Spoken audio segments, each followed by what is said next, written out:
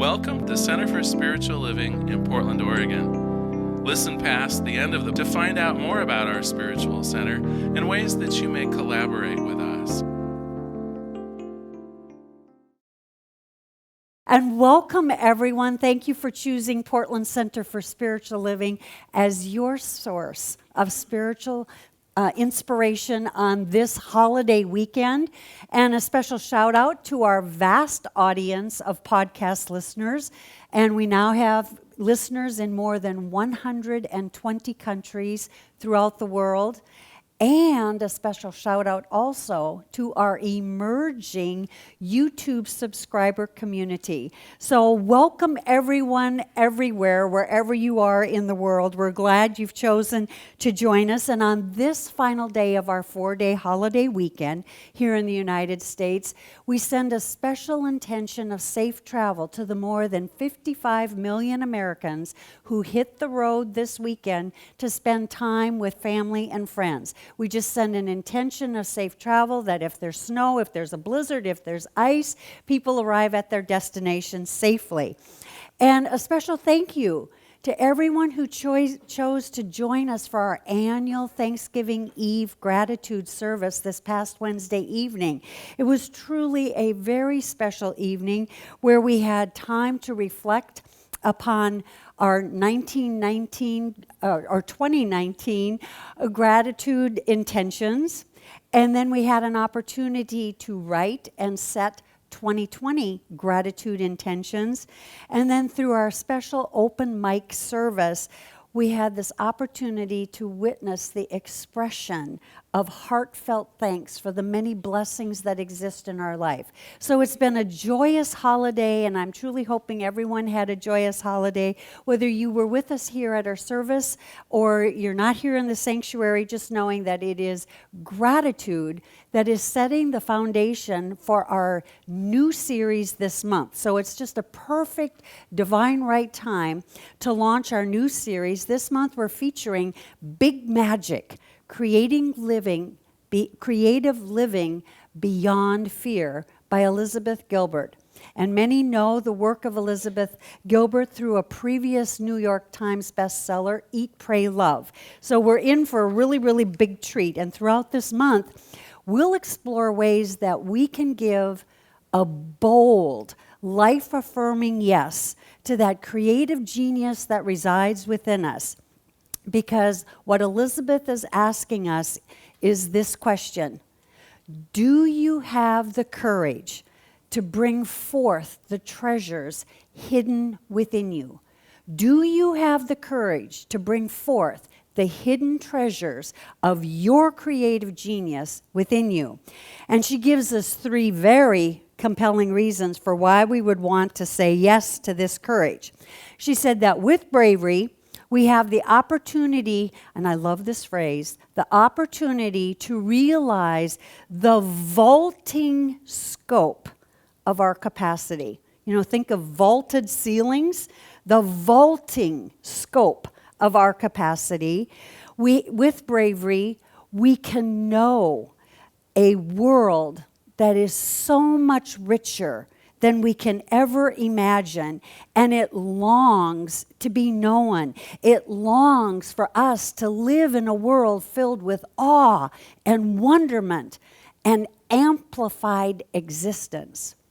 And the other thing that bravery does is she says it gives us the opportunity to turn away from living a life that may be way smaller than we ever dreamed it could be. And what that means is when we turn away from that life, we're turning away from a life filled with regrets, with I would have, I should have, I wish I could have, if only I had. She said that with bravery, we can turn away from that.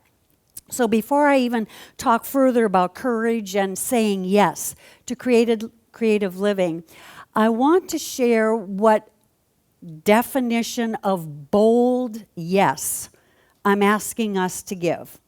And it's a true story, and I have permission to share this story.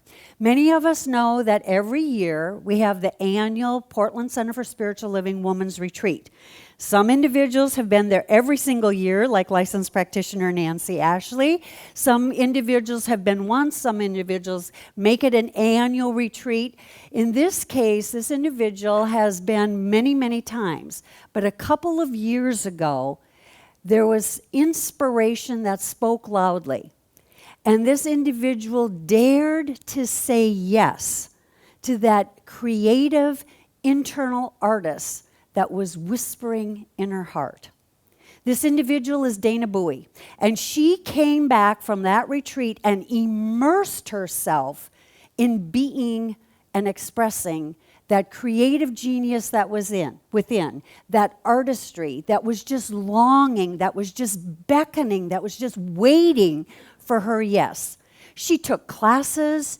She'd found several different mediums through which she could express this creativity, and she just kept doing her art.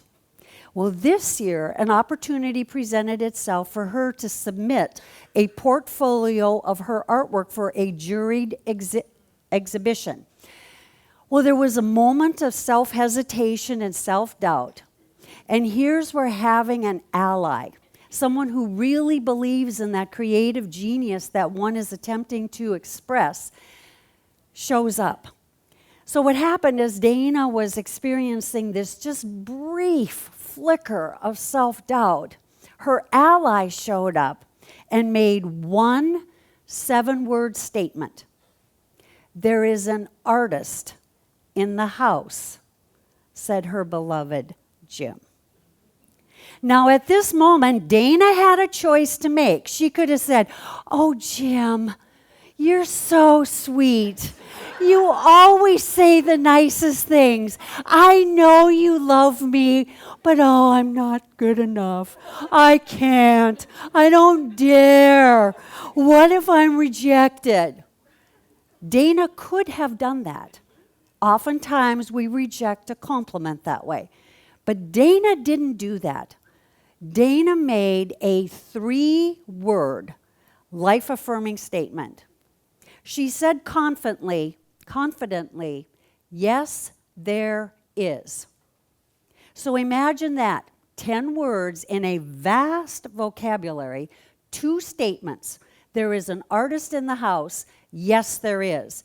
This is the kind of bold yes I am talking about when I am sharing this message today. So why is that important? It's extremely important to that creative genius that resides within and is just waiting for our yes. So in the time we share together today, we're going to be looking at 3 specific things. We're going to look at big magic. What is it? We're going to look at the destructive path of fear. How does Elizabeth Gilbert paint a very cogent picture of fear? And then the whole aspect, again, a true story of being brave of heart, facing the fear, and doing it anyway. So let's look at big magic. What is it? The entire premise of Elizabeth's book is that hidden within us is this treasure trove of buried gifts. It is literally a repository of treasure that is residing within us. We heard in our music today, what would I dare if I were brave? What would I dare to do today if I were brave? That creativity resides within. And so here's what she says. She said, the hunt to uncover those jewels, that's creative living. The courage to go on the hunt in the first place, that's what separates a mundane existence from an enchanted one. The surprising results of that hunt, that's big magic. So creative living is the hunt to uncover the jewels hidden within. The courage to go on that hunt in the first place is what separates mundane, small, wish I could have, resentful living from this more enchanted, limitless, always embracing this expanded existence. And then the surprising results, big magic. And we have opportunities for creative living, those times when we've given ourselves permission to follow our curiosity. And here's what Elizabeth says about creative living. It's living a life that is driven more strongly by curiosity than by fear. Driven more strongly by curiosity than by fear. And as I was preparing this Sunday's message, I thought, when did we, really feel that we were driven by our curiosity? And for me, it was in childhood. There was something about the innocence of childhood that, being ignorant, didn't know you couldn't, didn't think you couldn't, thought you could do anything, had all the skills to do everything, or you thought you certainly knew better than the adults around you. So the story I'm going to share is my big RV magic. I grew up in the 50s, and at that time, the interstate system was just beginning to mobilize America. And as part of that, the RV was coming into existence. I mean, it had existed for many, many years, but it was now being embraced. I saw an ad that said that it was luxury living. And I thought, imagine having a home on wheels with luxury living. Well, one day we were all playing in the neighborhood. Remember my friends that I was willing to go to hell for? We were all playing. That was November 1st Sunday message. Anyway, we were all playing in the neighborhood, and one of the guys showed up and he said, I have a big box. And we all know as parents or grandparents that children love the box, that the gift came in more than they love the gift. Well, being who I was, I said, well, how big is this box? He goes, it's a big box. Well, all of us gathered together and we said, show us the box. So we traipsed over to Mark's house. He was across the street and down on the corner. And sure enough, in the garage was this huge appliance box. This was when household appliances was just moving into everyday household. His mother had just received an automatic washing machine. So this was a big box. I mean, remember, we were like 6. So here, this was a big box. So we're all exploring the box, and we think it's the greatest thing that we've ever seen. And I went, I have an idea. And everyone goes, what's the idea? I said, what if we made an RV? And they were like, an RV? Well, I didn't even wait for the acceptance. I ran home and I got my wagon and I pulled it over to Mark's garage. And then here we were. I think there were 6 of us, maybe 7, because the one was about 3 years old. So, he was present. Anyway, we all worked on getting this big box on top of this wagon. Nobody said, we can't do that. Nobody said, I don't think it'll work. Here we are, these little kids getting this big box on top of the wagon. Somebody showed up with duct tape. I don't know where the duct tape came from, but we duct taped that thing to the wagon. Somebody had a scissor, so we had to have windows in our RV, of course. And, of course, we had where the box had been open. That was at the rear, so that was our entrance. So then we designed our own interstate system, that we were going in RVing on the interstate. And so one side of the sidewalk was, on this side of the block, was an interstate system going in one direction. Of course, we were taking an exit and crossing the medium to get to the other side of the street. And up and down the street we went. Well, an RV is a motorized vehicle. We didn't have a motor. So one person served as a motor by pulling the wagon. We took turns riding in the RV. The little 3-year-old got to ride all the time. And everyone else's role was to like run along the side of the RV and pretend they were a car and wave. So we were doing big RV magic on our own interstate system, and we played for hours and hours and hours. In that childhood innocence, we didn't know how to say no to our creativity.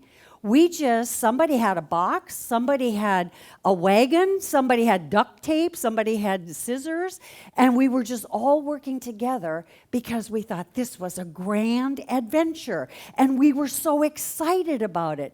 And then we all collaborated so that we could take turns, so each person had the opportunity of being the motor. You know, you got to run the show, you got to go where you want to go when you're the motor, and each person got a turn to ride, and each person got a turn to wave and say, "Oh, hi, how are you?" And we were having so much fun.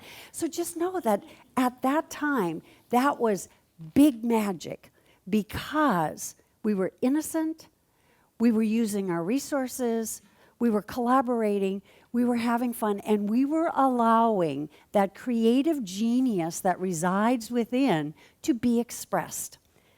So I'm going to introduce our at-home activity early today. The at-home activity is to reflect upon your childhood and to think upon a time when you allowed curiosity, you allowed yourself to be driven by that curiosity. You know, we were driven by how big is the box. We were driven by, how do we make an RV? We were driven by, what about an interstate system? We were in our own little world. But imagine a time in your life. Then I want you to ask yourself, what was the experience and what did it feel like? And the reason I'm asking you to reflect upon what did it feel like, because as I reflected on that big RV magic, I could feel the sense of enthusiasm, the sense of excitement, the energy of being in this group, and we were having so much fun, and the ideas just kept flowing. So I'm asking you to look back and find an experience of that, because once you can reimagine that and have that feeling, that's that passion that Nancy mentioned in our prayer this morning. That's that fuel for that inner creative and prosperous creative living.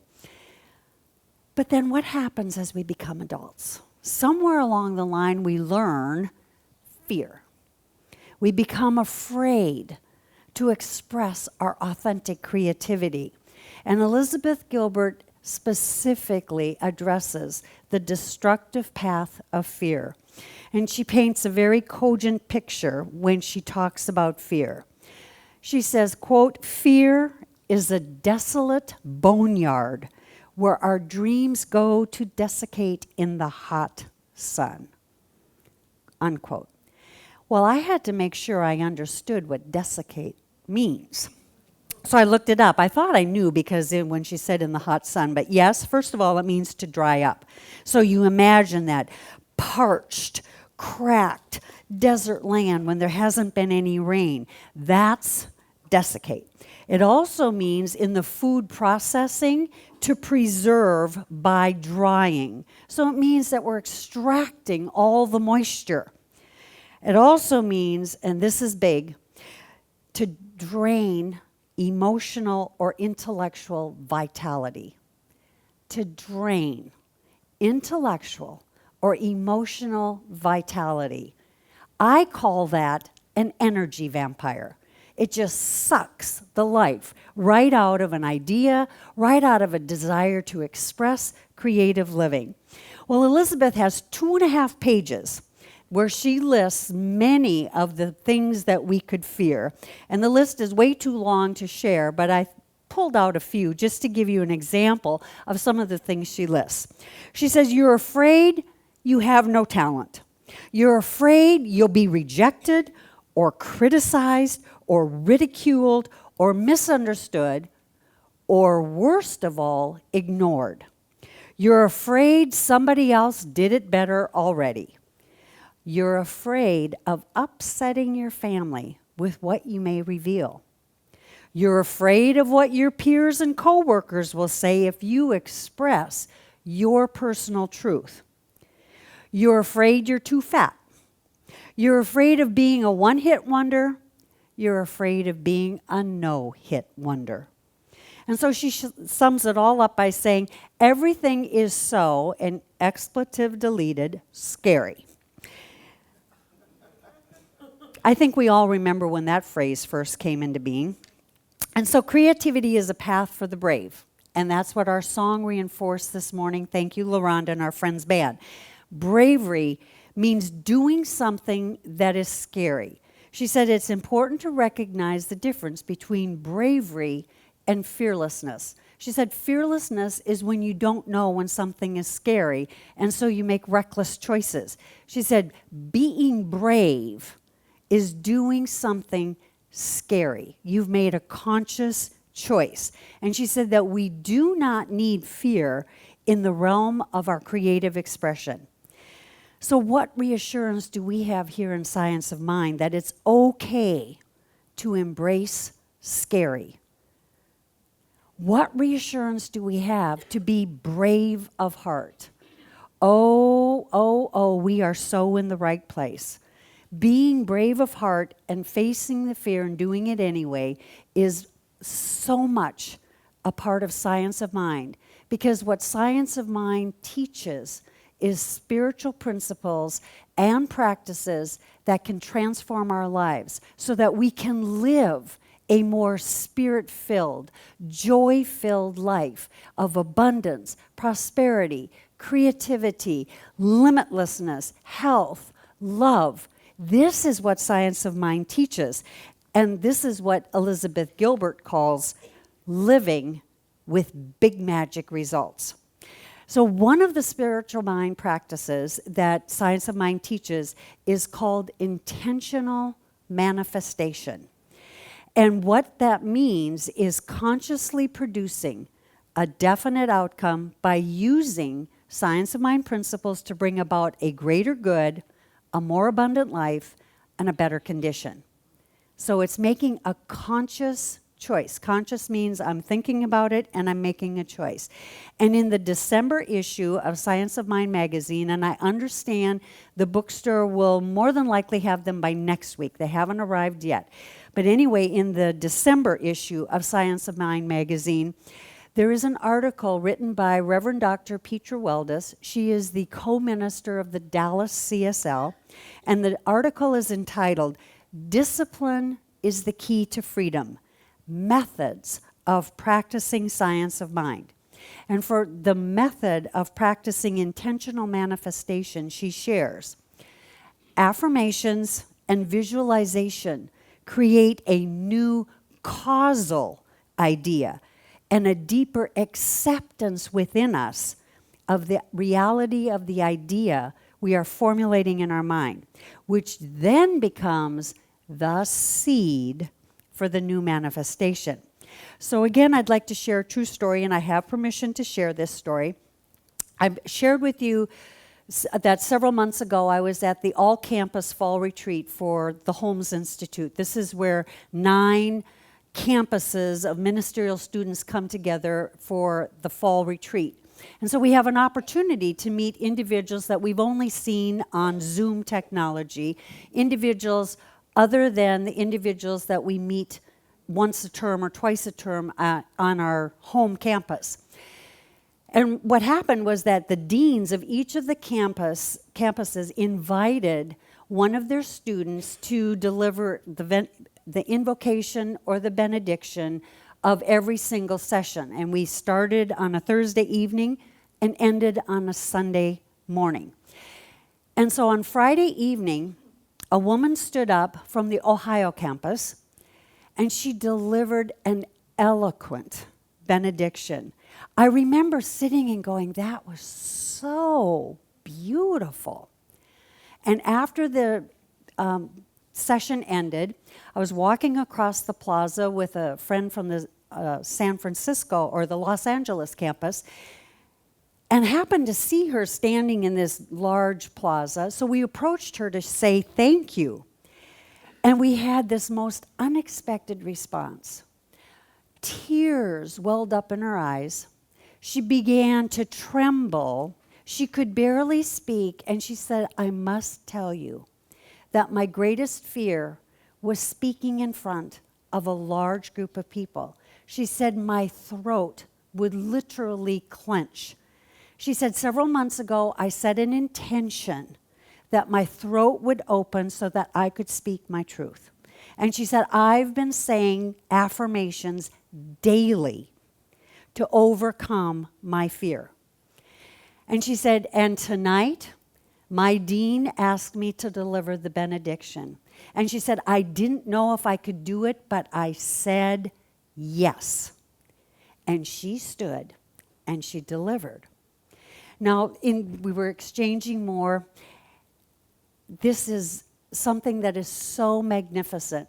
When we set an intention, the universe receives it like a clarion call and immediately starts sending resources for each of us to realize that intention.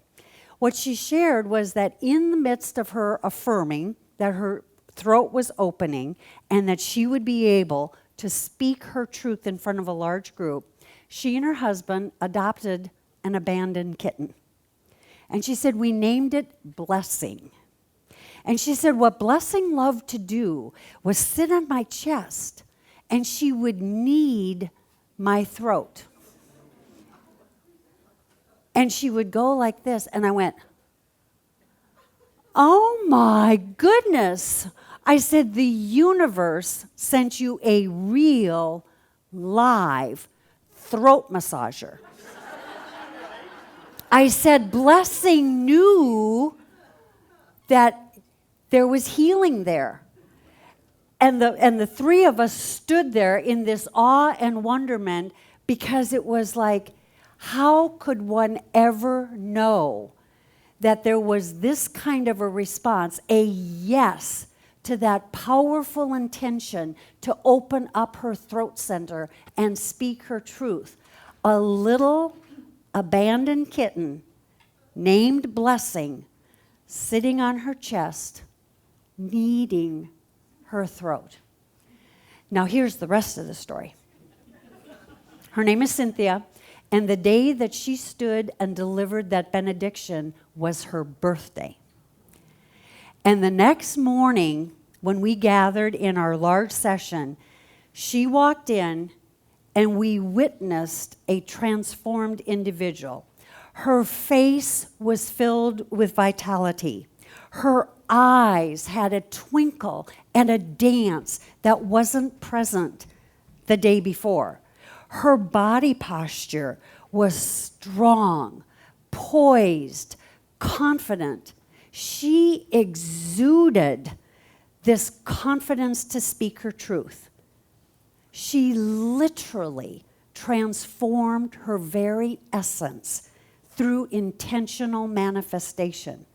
And so I share that story with you because that creativity, that creative living was alive and in Cynthia. And she simply was unable to express that until she said yes to facing the scary, facing the fear, and doing it anyway. And in so doing, through using intentional manifestation and affirming the truth of her being, she was able to transform her life. And she now stands fully confident to speak her truth. And so I look at it and I say, if Dana can say yes to that bold artist that is wanting to express, that is expressing through her, and she did show me a picture of her early Christmas present, which is a giant size easel for big art, that is big magic. For creating Big Magic RV, for creating big magic through being able to clear one's fear and speak one's truth. These are just 3 examples of the unique creativity that resides within every single one of us, and it's just waiting for our yes.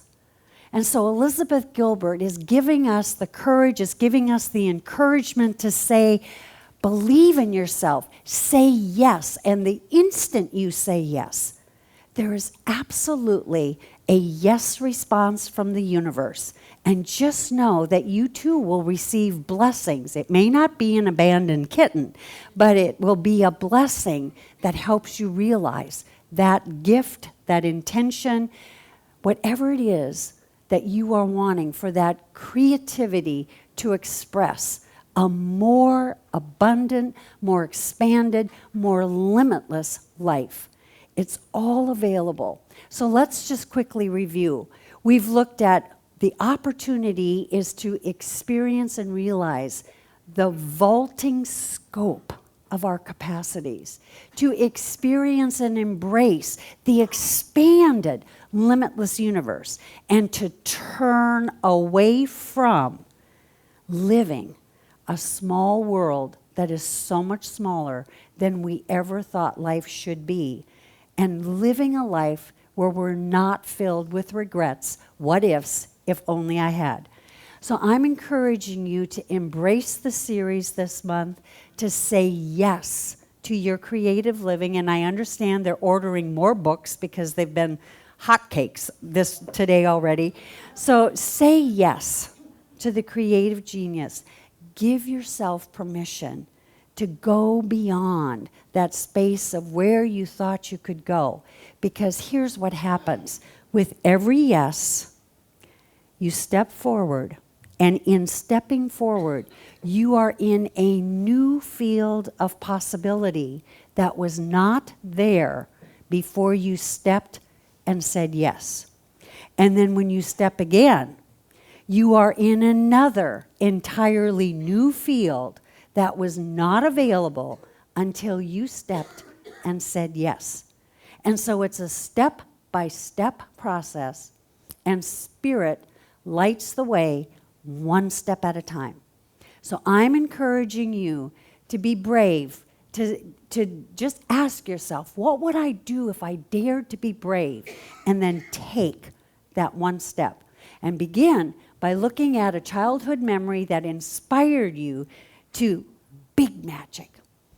So let us pray. Oh, in this now moment of big magic, of a big universe, of lavish, abundant blessings, that one power, that one presence, that is life. And it is all that is, it is all that is seen, all that is unseen. And it is the creative genius that gives and sustains all life. And it so loves itself, it gives of itself to itself in the form of its creation. Nothing held back. The power and the presence given to its creation. And I know that I am of that, for there is nothing outside of the one. There is no separation. So I am of it. Its creative power is my creative power. Its love is my love. Its creative genius is available to me in this now moment. And as this is true for me, it is true for each person here today. Each a beloved, individualized expression of the one, an artist in the house.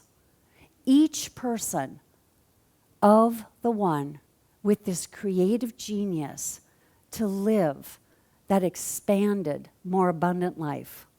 And so I claim and affirm, and I speak my word for and about each person here today, that right here, in this now moment, there is that willingness to say yes to the whispers of the heart, to say yes to that dream that has been residing within, who's been longing to be revealed, who's just been waiting for that yes.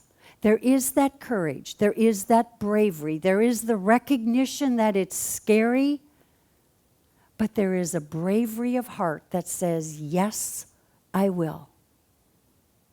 And there is a trust in spirit that the light shines upon the path, guiding every step of this new creative genius that is emerging. And it is with one step at a time that each person embraces that field of limitless potential, living this more expansive, abundant life. And so I am so grateful for this truth that God is all there is. God is infinite potential. God is the creative genius expressing in, through, and as each person. And I place my word into the activity and action of the law, knowing that the law always says yes. And so with absolute certainty, together we say, and so it is. Thank you for being here. Thank you. Thank you.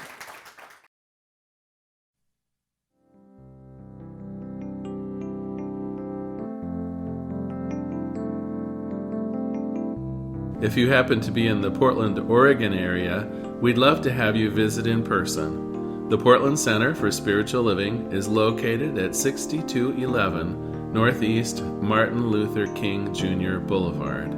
We have inspirational services at 9 a.m. and 11 a.m. every Sunday. We also have many programs, classes, and workshops developed just for our online audience. To find out more, go to our website at cslportland.org and look under the Online tab. We have a variety of content dedicated specifically for our online listeners. Our mission is to open hearts, ignite minds, and make a difference. If you'd like to support our center, you can donate online at cslportland.org/donate. Our website is also the place to learn more about what's going on at the center or to contact us. Allow us to become part of your extended spiritual community. Wherever you are on your spiritual journey, you are most welcome at the Center for Spiritual Living.